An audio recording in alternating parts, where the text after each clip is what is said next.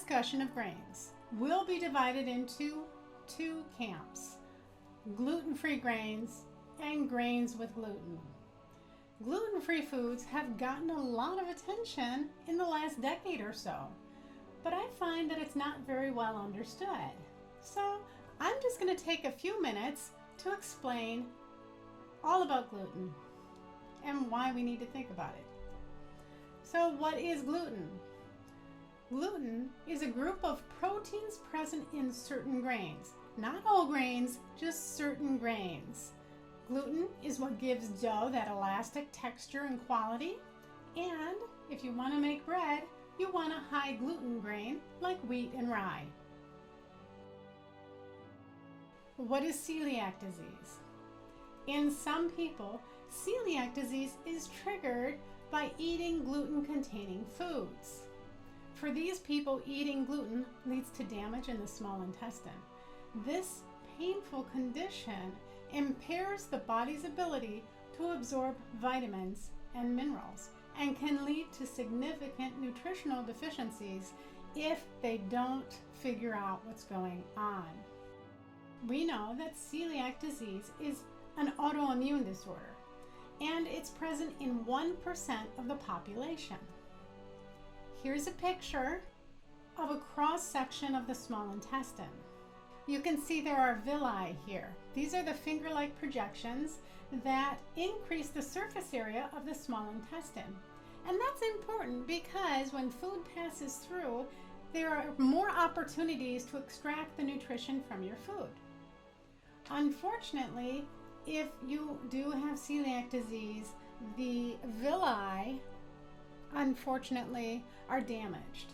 And it reduces the surface area, and that's why they don't have very good nutrition and may suffer from nutritional deficiencies. Those with celiac disease have to be very careful about the foods they buy and eat. So they have to know which grains have gluten and which do not. It's not just grains, though, that they have to be careful of, because gluten-containing grains like wheat are often used as an ingredient in processed foods. So you have to get good at reading your labels if you're going to buy processed foods. Wheat is so common as an ingredient for things like soups, candies, crackers, and beer. So you have to avoid food that has wheat as an ingredient. But it doesn't end there. Not only that, but gluten can get into our food chain in another way, and that is called cross-contamination. This happens when a food is processed in the same facility as a gluten-containing food. More and more companies are aware of gluten issues for those with celiac disease, but they're not required to state where their ingredients were processed. So our nutrition labels aren't everything they could be. Sometimes you will see a label that says this product was made in a facility that also processes wheat. That means that that product is at risk for cross-contamination and may have gluten in it. One gluten-free grain that's at high risk for this kind of cross-contamination is oats. Let me say that again. One gluten-free grain that is at high risk for cross-contamination is oats. Here is a list of safe gluten-free grains. I wanted to include this to show you that even though you have celiac disease and you're vegan, you can still enjoy some of these wonderful grains. We have quinoa, amaranth, buckwheat. Did those sound familiar? They should. There's also corn, millet, rice, teff. Now, teff is a new grain that we're starting to see in grocery stores, so that's really exciting. Another option. And then sorghum. You may have noticed that I didn't put oats on this list. Oats are technically gluten-free, but because they are at high risk for cross-contamination, they don't make my safe list. However, these grains can provide you with a great nutritional punch if you have celiac disease. As I mentioned earlier, we will separate our discussion into two different camps. We are first going to look at gluten-free grains. My top 3 gluten-free grains for a vegan are, yeah, you guessed it, quinoa, amaranth, and buckwheat. They are all complete plant proteins, meaning they have those 9 essential amino acids, and they are also all gluten-free. Let's start with quinoa. This is how we pronounce it. Some people have different ways they pronounce it. It's all good as long as we know what we're talking about, right? Quinoa has fed people for over 5,000 years. It is actually a seed, but we consider it a pseudo grain because it has so many different uses and functions really as a grain. Quinoa's nutty flavor makes it a great addition to salads, and you should even try it in stuffed peppers. You can really use quinoa as a rice substitute for any dish that you're making. I want you to notice in this picture, do you see the little tails on the grains? These unwind after the quinoa cooks, and it is one distinctive feature of this unique grain. Before we move on, I want to talk about preparing quinoa because it's important. It should be soaked for at least 30 minutes prior to cooking and then thoroughly rinsed. Now I know the bags say just rinse it, and most people just give it a, nominal 10 seconds and they shake it around and they think they've rinsed it. And that's not good enough because you need to remove the saponins. Saponins are compounds in the outer coat of the quinoa seed. And they are there because in nature they function to deter birds and other pests from damaging the quinoa as it grows. Saponins are also antifungal and antiviral. That's really important because that means that reduces the need for pesticides and fungicides while we're growing this crop, and that results in a very clean crop of grain. This makes quinoa very easy to grow. And in fact, in 2013, the United Nations realized that quinoa is important for global food security, and they called 2013 the International Year of Quinoa. There is one issue though that may prevent you from enjoying this amazing grain, and that is called saponin sensitivity. Some people, like myself, have uncomfortable reactions when they eat quinoa. Even a small amount of the saponins can cause stomach upset and asthma-like symptoms. When I had quinoa, I could literally feel the swelling through all the bronchioles in my lungs. I could probably draw a picture of my lungs. It was not a pleasant feeling, and that was enough for me to say, I don't think I want to eat quinoa again. But fortunately, there are many other nutritious grains to be enjoyed, like amaranth.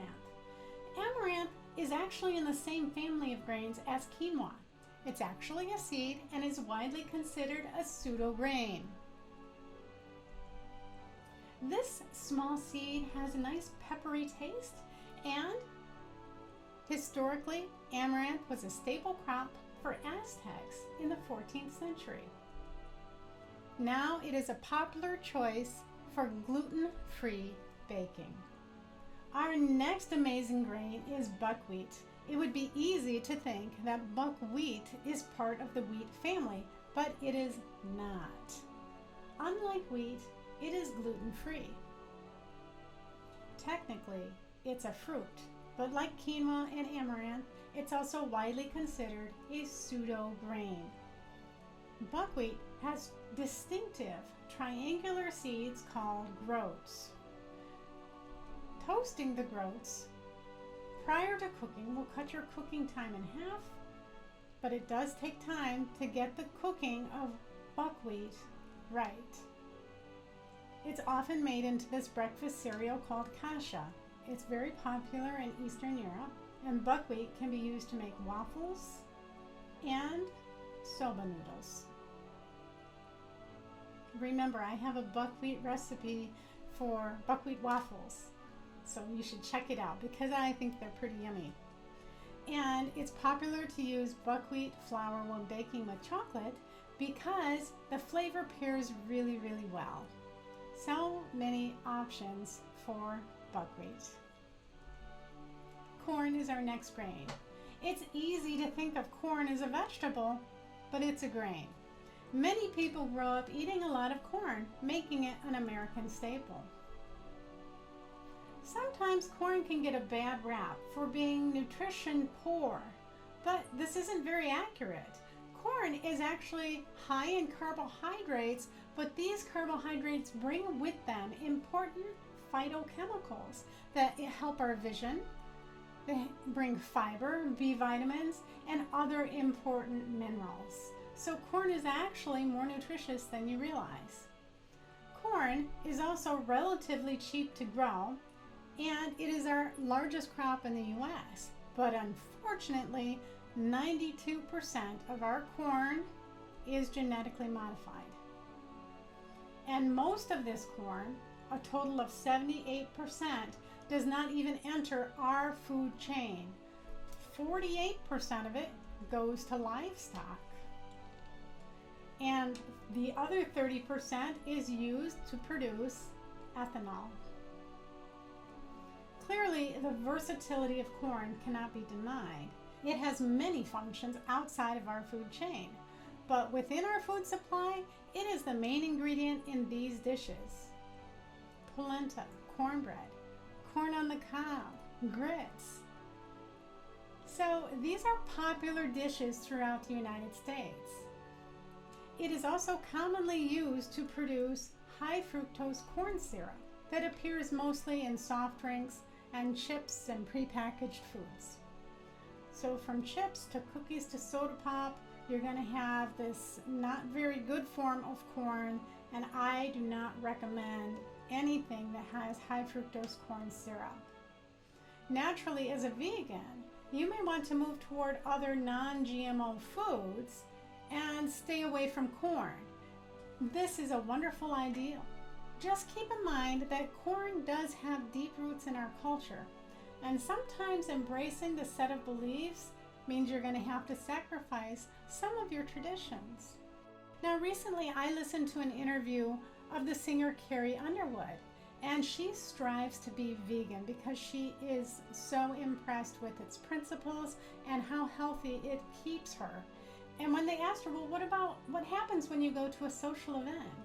And she took a very relaxed attitude toward it and said, I'm just happy to be with the people that are there.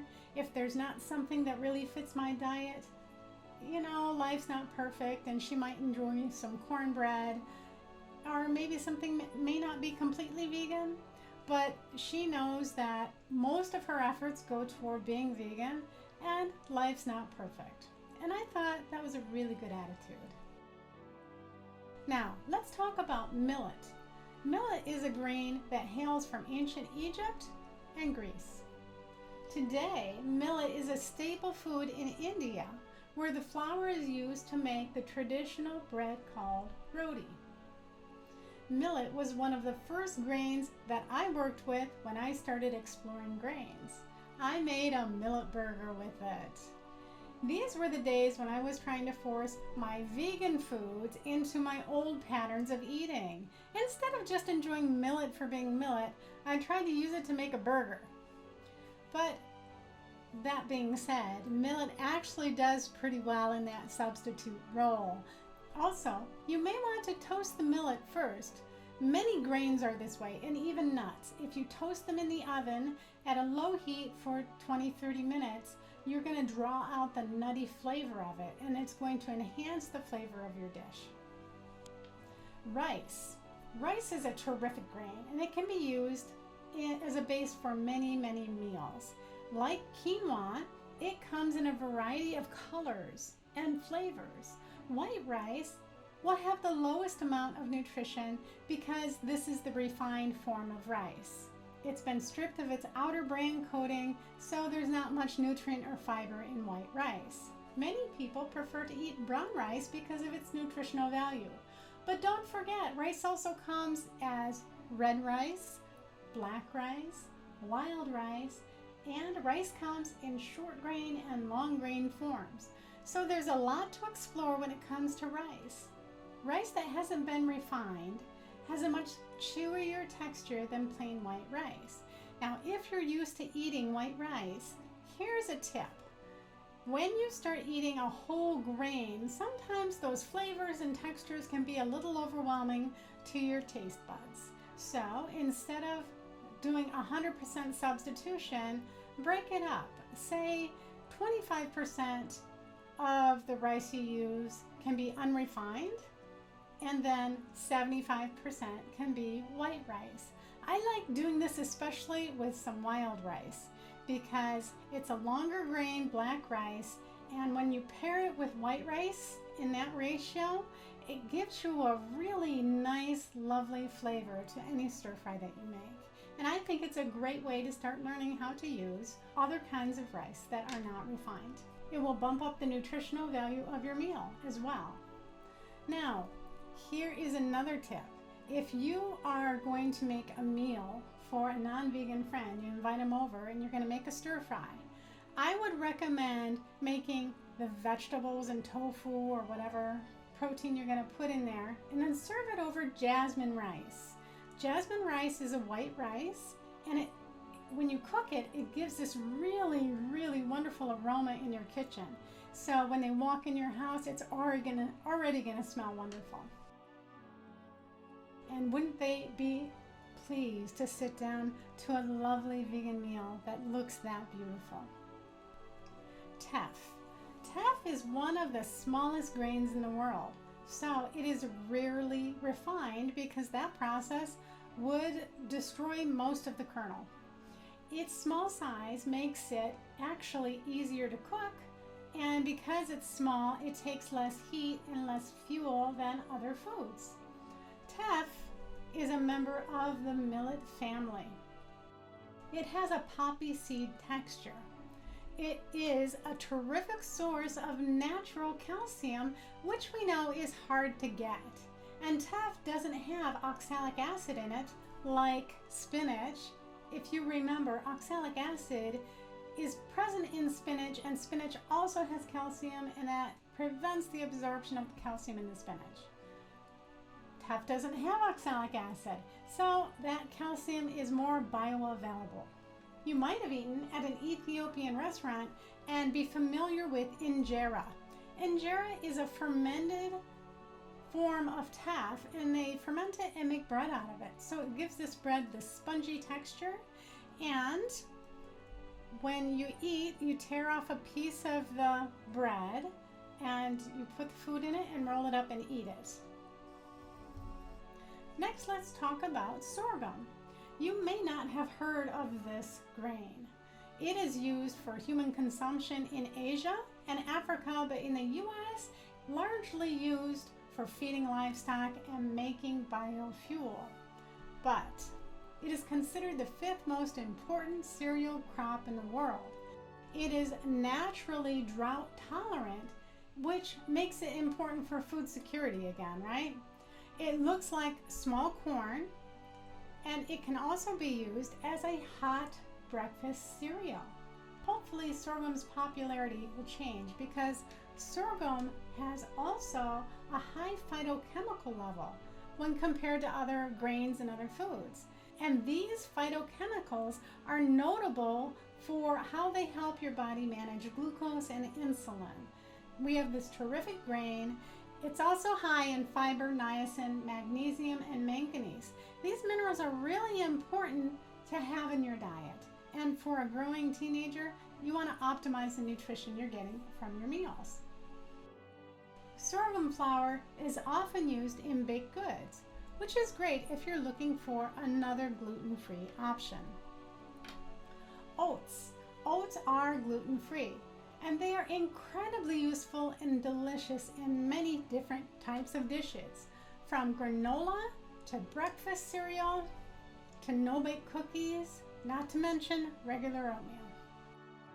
The nutritional value can vary depending on how the oats were processed. Quick oats are the least nutritious because they have been the most processed. That means, they have most of the kernel and the nutrients and the fiber stripped from the outer part of the kernel.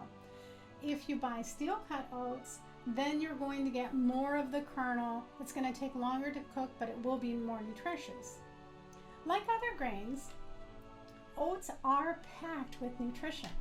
A half a cup of oats will give you all these nutrients.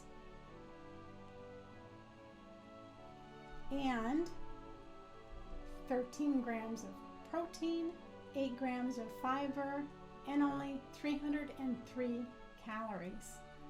And that is amazing for a half a cup of oats. You'll be hard pressed to explain why you as a vegan do not include oats into your meals. Oats are also well known for their heart-friendly benefits. According to multiple researchers, oats may improve blood flow, reduce bad cholesterol, and improve blood sugar levels. The fiber in oats and other whole grains function as a prebiotic. Prebiotic is the media in which the probiotics grow on in your gut. And we know how important those probiotics are in your gut because there's a brain-gut connection, and if you have good probiotics in your gut, they're going to produce serotonin, and that's really good for your brain. So any grain is going to be functioning as a prebiotic, and you just may have seen oats being touted as, oh, this is really good, but that applies to all the grains that we're talking about. And finally, oats can be used as a product for your skin. Bathing in colloidal oatmeal can be very soothing, and in fact, it's sometimes recommended for children who have chickenpox because they're going to want to itch, and if you put them in an oatmeal bath, it's going to help soothe their skin.